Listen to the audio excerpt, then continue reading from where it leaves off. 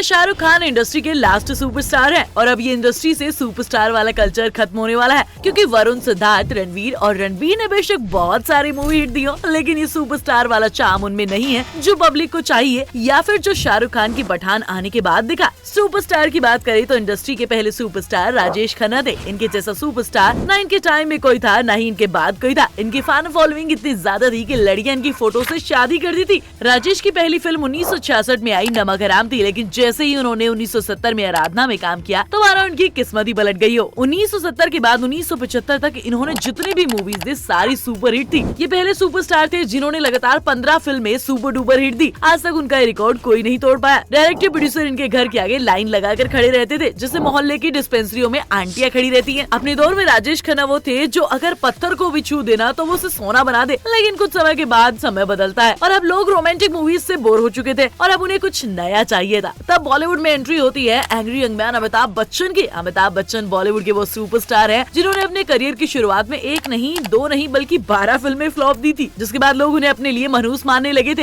लेकिन तभी लोगों ने उन्हें जंजीर में देखा, जिसके बाद अमिताभ को मिला स्टारडम और बॉलीवुड को मिला एंग्री यंग मैन। जंजीर के बाद अमिताभ बच्चन ने कभी पीछे मुड़कर नहीं देखा। 1973 से लेकर 1990 तक की शुरुआत तक अमिताभ बच्चन ने वन मैन आर्मी बनकर बॉलीवुड पर राज किया। इन्हीं के समय में ऋषि कपूर, जितेंद्र और विनोद खन्ना जैसे कई बड़े स्टार्स भी थे, लेकिन अमिताभ बच्चन की सफलता और पॉपुलैरिटी के सामने सब फीके थे। इन्हीं सब के दौरान 1982 में कूली मूवी की शूटिंग के समय उन्हें मेजर इंजरीज हो गई, जिसकी वजह से उन्हें कुछ समय का ब्रेक लेना पड़ा। लेकिन ठीक होने के बाद अमिताभ ने जब वापसी की तो उन्हें वो पॉपुलैरिटी नहीं मिली जिसकी उन्हें आदत लग चुकी थी, और यहीं पर उन्होंने 5 सालों का ब्रेक ले लिया और इस दौरान उनकी एक भी मूवी मार्केट में नहीं आई। इस टाइम पर मूवीज छोड़कर बिग बी अपने पॉलिटिक्स में हाथ जमाना चाहते थे और वो यहाँ भी फेल हो गए। इसके बाद उन्होंने खुद की कंपनी खोली जो कुछ समय के बाद बंद पड़ गई। उन्हें बैंकरप्ट करार दे दिया गया। अमिताभ को कुछ समझ नहीं आ रहा था कि वो क्या करे। तभी उनके हाथ लगता है केबीसी, जिसने उन्हें फिर से फर्श से अर्श पर बिठा दिया। केबीसी के साथ साथ अमिताभ ने फिल्मों में भी वापसी की और मोहब्बतें लेकर आए जो सुपर डुपर हिट रही और बिग बी दोबारा सुर्खियों में आ गए। लेकिन जितना स्टारडम और पॉपुलैरिटी उन्होंने 1975 से 1985 के बीच में कमाया था वो उन्हें दोबारा कभी नहीं मिला।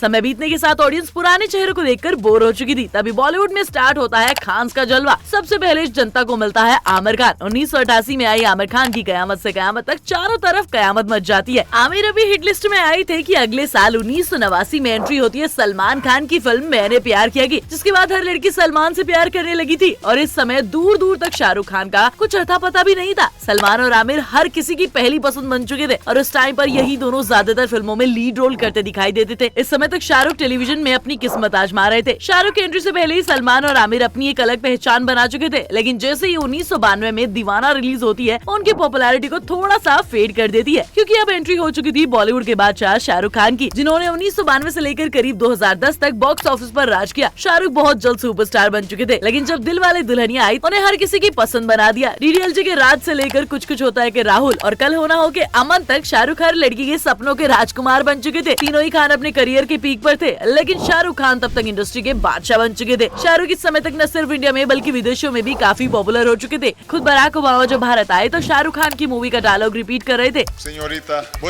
देशों में। वो बात अलग है कि उन्होंने इस डायलॉग की ऐसी तैसी कर दी। इस समय बाकी दोनों खान्स का करियर लगभग ठंडा चल रहा था, लेकिन जैसे ही सलमान ने वांटेड बनाई इसके बाद जैसे ये ब्लॉकबस्टर मशीन बन गए, उन्होंने एक के बाद एक हिट मूवीज दी। सलमान का क्रेज लोगों के सर चढ़कर बोल रहा था। इनकी फिल्में सिर्फ सलमान के नाम से ही करोड़ों कमा रही थी। हाल ये था कि अगर किसी को पता चल जाए कि सलमान की मूवी आने वाली है तो हॉल से सलमान को देखने के लिए खचाखच भर जाते थे। वैसे भाई की किसी की भाई किसी की जान आने वाली है ईद पर, और आप इस फिल्म को लेकर कितना एक्साइटेड है हमें कमेंट करके जरूर बताएं। जैसे वांटेड ने सलमान की किस्मत पलटी, वैसे ही साल 2009 में आमिर की 3 इडियट्स ने उन्हें दोबारा फॉर्म में ला दिया। आमिर की फिल्म गजनी ऐसी फिल्म थी जिसने बॉलीवुड में 100 करोड़ के क्लब में शामिल हुई थी। इसके बाद से कई सालों तक आमिर ने लगातार हिट मूवीज दी। हाल ये था कि बॉलीवुड की 10 सबसे ज्यादा कमाई करने वाली मूवीज में 3 से 4 फिल्में आमिर की ही होती थी। बॉलीवुड का बुरा समय तब स्टार्ट हुआ जब साल 2018 के बाद तीनों खान लगभग ठप हो गए, लेकिन हाल ही में आई शाहरुख खान की पठान ने इस बीच एक उम्मीद की किरण दी है और इस फिल्म ने कई रिकॉर्ड तोड़े हैं, जिसके बाद किंग खान ने बात प्रूव कर दी कि किंग किंग होता है। शाहरुख के बाद से कोई भी बॉलीवुड में ऐसा नहीं बचा जो उनकी जगह ले सके। बॉलीवुड के नए चेहरे फिल्में तो बना रहे हैं, लेकिन उनके अंदर वो चार्म नहीं है जो उन्हें इनमें से किसी भी स्टार के आसपास खड़ा कर सके।